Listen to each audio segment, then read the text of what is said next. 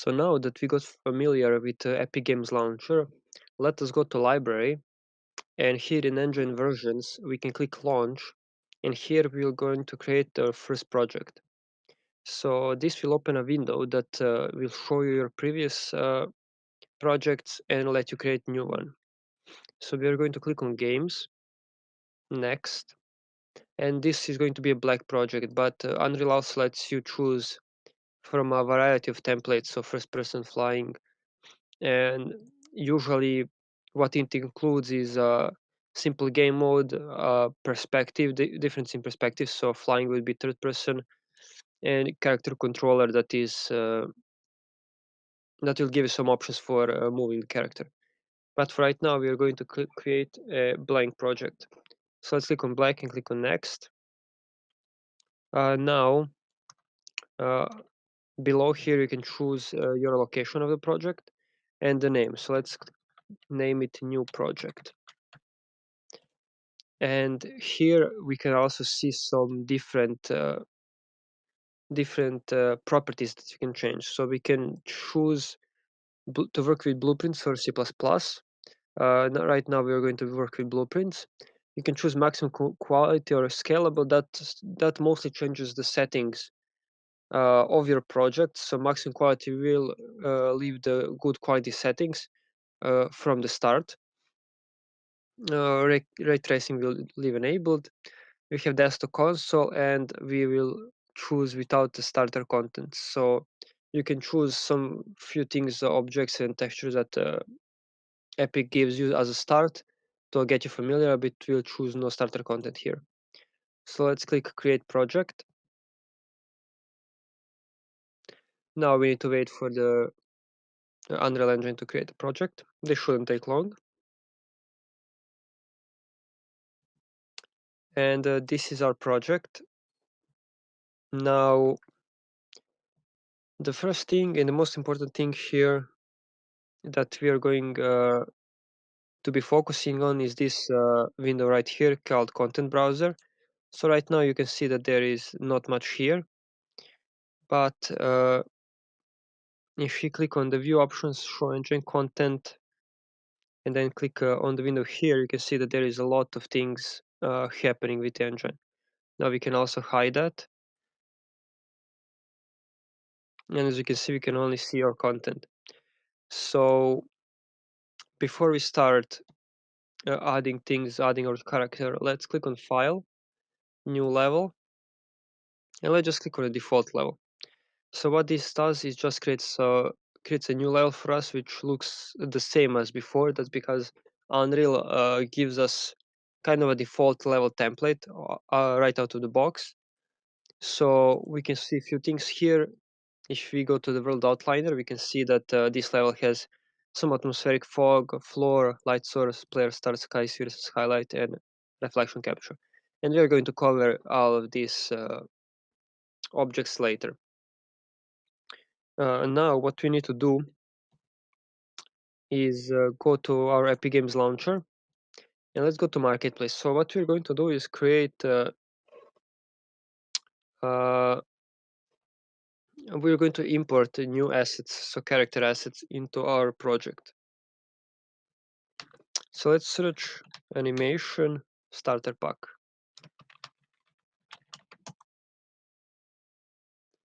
So here is the animation starter pack, and as you can see I already own this this asset, but if you don't own it, it will probably tell you that you can put this asset into your vault, and the vault is, if you go to library, the vault is right here, so I can also search it. I just type animation, and as you can see we have an animation starter pack. So from the marketplace you can put it in your vault, and then from the vault you can add it to your project. So I can click add to project, and let's try to find our project. So we have the new project. Let's click add to project. Now it will quickly download and put it into the project, and it's done. Now if you look at our project, you can see that we have the file, And here, as you can see, we have all sorts of, let's actually expand this window. As you can see, we have all sorts of animations here, and the level, showcase level that they have. And we also have Unreal Engine 4 mannequin. So if you click on mesh, we can see this skeletal mesh mannequin, SK mannequin. And what we can do here is just pull it into our scene. And now the engine will just compile shaders. So if this the engine won't do this every time. It usually does it only the first time you're doing something. So it compiles the shaders and then saves them for later. So when you go back to this project, it won't do that every time. But now we have this asset in our scene, and as you can see, I'm kind of moving around the scene. And to do this, there is few ways to do this. So I usually like to work with right click and then WSAD. So basically, just like playing a game, so you can just go around, move around, do whatever you want. So Unreal lets you do that essentially. You can also click Alt or hold Alt and then click left click, and you can pan around, or you can click F to focus, hold Alt and hold left click to pan around object. You can also hold middle click to pan left or right, or right click to zoom in and out. Now this is kind of more traditional 3D modeling software solution to moving around the scene, and both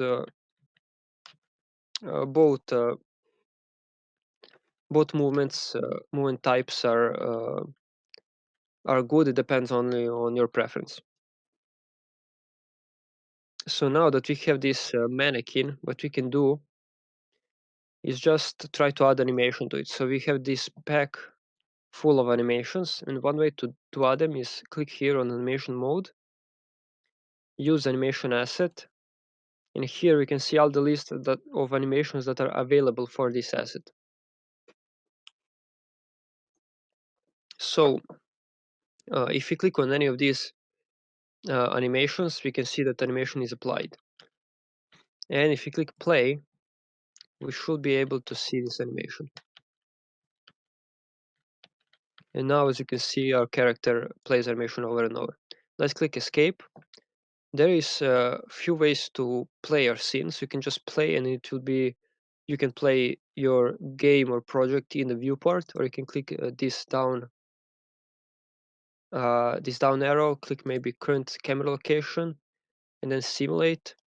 And now what you can do is just play from your camera and move more in this like animated method instead of the camera from the game and the rules of the game. So if I click escape, as you can see now, the default is my simulate the game instead of play the game, which was from selected viewport. So you can kind of choose how you want to play your game, how you want to uh, interact with your scene and test things.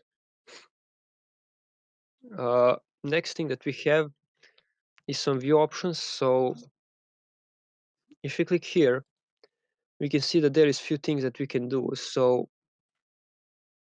first thing is that we can choose how we can look at our scene. So we have perspective or orthographic view. So if I click on top, you can see that my scene now is viewed from top and it's in the wireframe mode.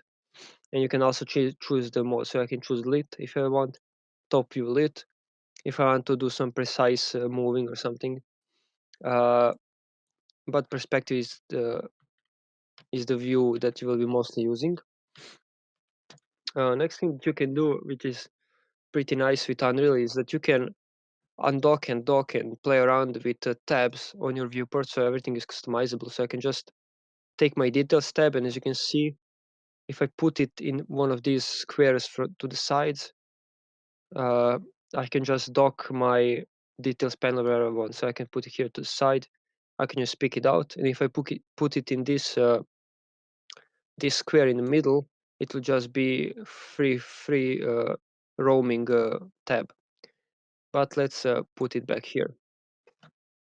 You can do this with all your tabs. You can also resize things. So you saw me in the beginning resizing this. If you need uh, more space, you can also go here to view options and choose how you view your your files and folders. So usually I keep it on tiles, and you can also scale the thumbnails. So if I scale this, maybe you want to carefully see some a little different animation or pose, so you can differentiate. You can scale up, scale down, depending if you want to see more or less of your files. Uh, and the last thing that we are going to check out is the animation window. So if you just hover over an animation here, you will see that it's called there is a name for the animation, and next to it is animation sequence. So basically that text on the right basically tells you what type of file that is. So we have animation sequence. Unreal also colors our file, so we can just at a glance see what it is. So as you can see, it has a green line down here, and this one have blue and orange. That basically means the different types. And here you can see for the levels you have this unique icon and also orange below.